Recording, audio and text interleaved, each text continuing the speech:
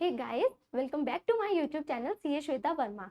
आज के वीडियो का टॉपिक है टीडीएस ऑन सैलरी। बजट 2024 ने सैलरी पर टीडीएस को कंप्यूट करने के तरीके में चेंज कर दिया है, जो कि एप्लीकेबल होगा इसी साल से 1 अक्टूबर 2024 से टीडीएस की कैलकुलेशन ऑन सैलरी पर चेंज होने वाली है। ओके, तो सेक्शन 192 है वो डील करता है हमारा टीडीएस ऑन सैलरी से। सेक्शन 192 क्या कहता है कि जो एम्प्लॉयर है जब वो सैलरी को पे करेगा, एम्प्लॉय की सैलरी को पे करेगा, तो वो उस टाइम टीडीएस को डिडक्ट करेगा। इसका मतलब टीडीएस को डिडक्ट करने की लायबिलिटी किसकी है? एम्प्लॉयर की। अब चेंज क्या हुआ है उसको जानने से पहले एक बार थोड़ा ब्रीफ में बैकग्राउंड समझ लेते हैं कि टीडीएस की अमाउंट कैलकुलेट कैसे किया जाता है।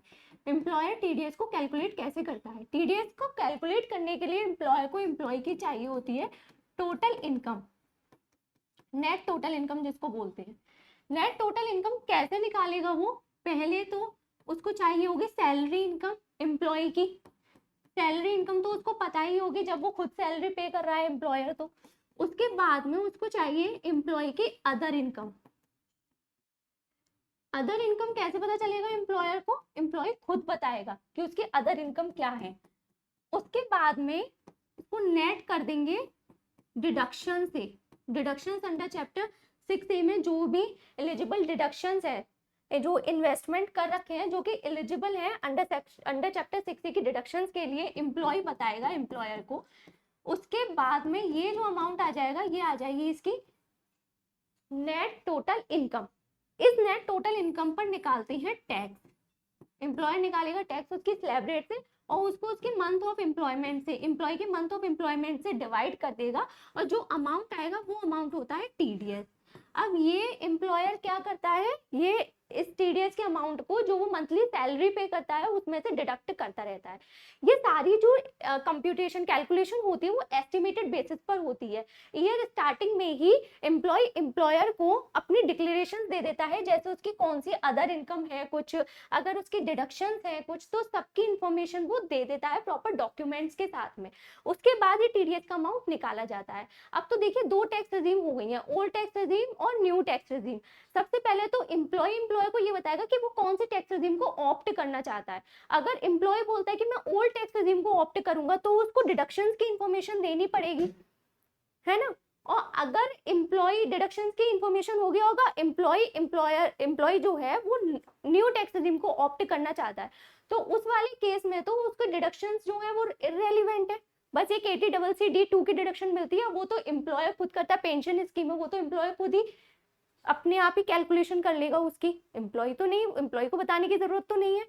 तो इस तरह से ओल्ड टैक्स रेजिम है या न्यू टैक्स रेजिम है वो आइडेंटिफाई करने के बाद में कैलकुलेशन की जाती है। एक बात और, अगर एम्प्लॉय डिक्लेरेशन नहीं देता कि उसको कौन सी टैक्स रेजिम ऑप्ट करनी है, तो एम्प्लॉयर डिफॉल्ट टैक्स रेजिम यानी न्यू टैक्स रेजिम के हिसाब से उसके टैक्स को कैलकुलेट करेगा, टीडीएस को कैलकुलेट करेगा। दूसरी बात, ये दो जो चीजें हैं, जैसे टैक्स रेजिम के हिसाब से इनकम की इंफॉर्मेशन देगा एम्प्लॉय और डिडक्शंस अगर है ओल्ड टैक्स रेजिम के हिसाब से उसकी इंफॉर्मेशन देगा। साथ में अगर उसका कहीं टीडीएस किसी और सेक्शन में डिडक्ट हो रहा है उसकी इंफॉर्मेशन भी वो उसको एम्प्लॉयर को दे देगा। इससे क्या होगा कि उसका जो टैक्स है ना जो बनता है इसकी नेट टोटल इनकम पर, वो टीडीएस अगर किसी और सेक्शन में डिडक्ट होता है उससे एडजस्ट हो जाता है। फिर जो नेट टैक्स आता है वो उसके नंबर ऑफ एम्प्लॉयमेंट्स में काउंट होके फिर नेट टीडीएस का अमाउंट बनता है। तो अगर किसी और सेक्शन में टीडीएस पे हो रहा है, जैसे कि मान लीजिए एक एग्जांपल, उसकी अदर इनकम है, अदर इनकम में उसकी इनकम है एफडी की इंटरेस्ट आ रही है, उसकी एफडी की इंटरेस्ट इनकम है और उस पर टीडीएस डिडक्ट हो रहा है, तो ये बता देगा कि मेरी एफडी की इंटरेस्ट है जो कि मेरी टोटल इनकम में इंक्लूड है, इस पर पहले से ही टीडीएस डिडक्ट हो रखा है, तो वो टीडीएस का अमाउंट एडजस्ट हो जाएगा यहाँ पर। ठीक है, इतना बेसिक क्लियर हो चुका है आपको आई गेस। नाउ चेंज क्या आया है? चेंज ये आया है, जैसे मैंने आपको ये सारी चीजें बताई हैं कि वो क्या क्या इंफॉर्मेशन देगा, डिक्लेरेशन देगा, प्रॉपर डॉक्यूमेंट्स के साथ देता है। ऐसे नहीं कि उसने कुछ भी बोल दिया एम्प्लॉय और एम्प्लॉय ने एम्प्लॉयर मान लेगा, उसको प्रॉपर डॉक्यूमेंट्स चाहिए होते हैं कंप्यूटेशन के लिए, इनकम कंप्यूटेशन के लिए। अब इन सबके साथ में वो एक चीज हो देगा टीसीएस।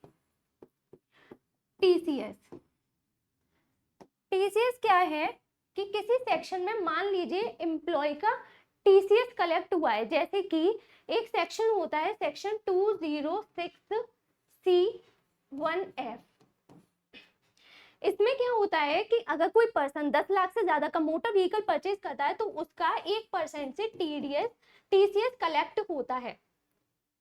अब मान लीजिए कोई एम्प्लॉय है, उसने एक मोटर व्हीकल परचेज किया अप्रैल में कार परचेज करी 10 लाख की कार उसने परचेज, मान ली 15 लाख की कार उसने परचेज करी है, उस पर 1% का टीसीएस उसका कलेक्ट हो चुका है, मतलब उसका 15,000 का टीसीएस वो पे कर चुका है अप्रैल में।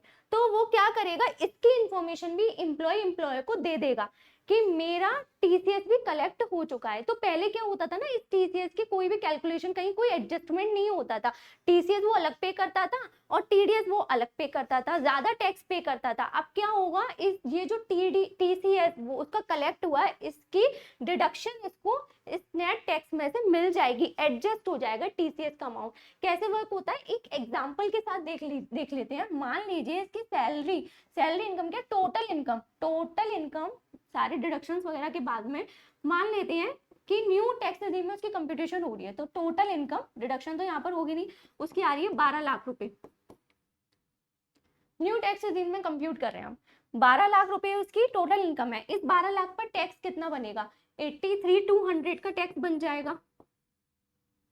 पहले एम्प्लॉयर क्या करता था, इसको 12 से डिवाइड करता था, 15,000 का टीसीएस कहीं उसने पे किया ना, उससे कोई मतलब नहीं होता था, इसको डिवाइड करके 7,000 का टीडीएस वो हर महीने उसकी सैलरी में से डिडक्ट करता था।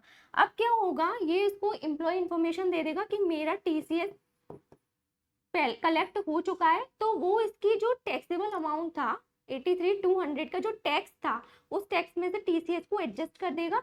68,200 का अमाउंट आया आफ्टर टीसीएस एडजस्टमेंट, और ये उसको नंबर ऑफ एम्प्लॉयमेंट के हिसाब से उसको डिवाइड कर देगा, तो 5600 का इसका टीडीएस का अमाउंट आ गया। तो पहले टीसीएस को पे करने के बावजूद जो वो 7,000 रुपए का टीडीएस मंथली पे करता था, अब वो 5600 का टीडीएस पे करेगा। तो पहले आप दो अमाउंट ज्यादा पे करते थे, उसके बाद में अपने रिटर्न ऑफ इनकम फाइल करने के बाद में 1-1.5 साल बाद जाकर आपको उसका रिफंड मिलता था। अब वो अमाउंट अभी आपके पॉकेट में है, आपको पे नहीं करना पड़ रहा। ये गवर्नमेंट ने बहुत ज्यादा बेनिफिट दे दिया है। अब अगर कोई आप एम्प्लॉई है, कहीं जॉब करते हैं, आपके कहीं भी टीडीएस डिडक्ट हुआ है, कहीं टीसीएस आपने पे किया है, कलेक्ट हुआ है, सबकी इंफॉर्मेशन अपने एम्प्लॉय को दे दें। और अगर आप एम्प्लॉय हैं, सैलरी को कंप्यूट कर रहे हैं, तो आपकी लायबिलिटी है ये कि अपने एम्प्लॉय से मांगिए कि कोई टीसीएस और जो टीडीएस वगैरह सबकी इंफॉर्मेशन ले लीजिए, और फिर उसके बाद में एडजस्ट करके टीडीएस के अमाउंट को आइडेंटिफाई करें।